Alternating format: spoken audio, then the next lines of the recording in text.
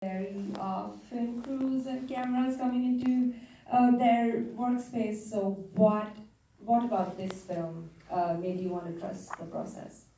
Oh, that's a great question. Karen Cho, because she had been working with Mei Lum, who's in the film, a long history in Chinatown, had recommended that Karen reach out to me. Karen didn't know at the time that Mei Lum and I lived across the street from each other. My family is 3 generations in Chinatown. Mei's family is 4 or 5 generations in Chinatown. And when Karen introduced herself to me, she said, "I'm a long-time person in Montreal, Canada. Here's my story. Here's the roots that I have in Montreal's Chinatown." And it was that connection, that she had long-standing roots like I do and like Mei does, that I really felt very open, very welcoming, because I think that we could speak the same language, we understood the same frustrations that were long time in the making. Some of the systemic racism that happens in Chinatowns throughout North America. And she said, that's what I want to talk about. And so that's a familiar issue for me. I've been an activist in Chinatown for many, many years, and so you really look forward to someone who's going to tell the story from an authentic point of view. And Karen, I think, does that with this film. And I know films take years to make. So what we see on screen now may already be a part of a past, and your activism and activities may have already gone ahead. So how can the audience keep track of what you're doing now? You're going to see a group that I co-founded with Christopher Marte, who is now our city council member, actually for this district. He's going to be here this evening. So Chris Marte.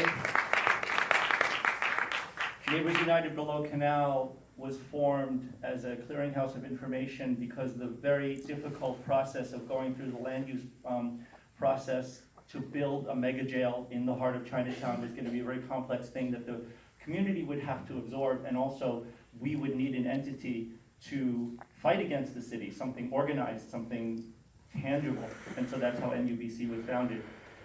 You're going to see the journey of NUBC throughout this film, and where we are today is still in communication with the City of New York under a new administration.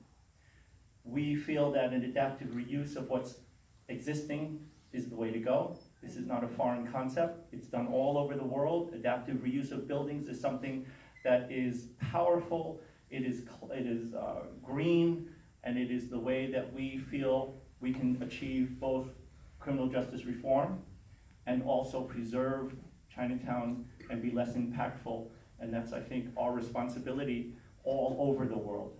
And you'll also see activism in this film in the classic sense of activism, shouting, yelling, taping flyers to the lampposts, but activism isn't always translated to what people can actually do when they see it in a movie. But activism can be where you spend your dollars. That's a very important form of activism. And so if you think you can never be an activist, don't ever think that. The money where you spend your dollars, the places where you spend your dollars, is your form of activism. And in many ways, that's what's going to preserve Chinatowns throughout North America. So I'd like to leave you with that thought. Thank you so much. And this film has an amazing poster. If you want to get your hands on those, they're available. Remind me the name of the store. Wing on Woe at 26 Mott Street. Who's in the film. You can purchase the poster there. And I also want to thank IFC. I want to thank I Steal Films, without which we would not be memorializing this point in time, and this is really just the beginning. This film is going to go very, very far, and so thank you for making history with us tonight by being here.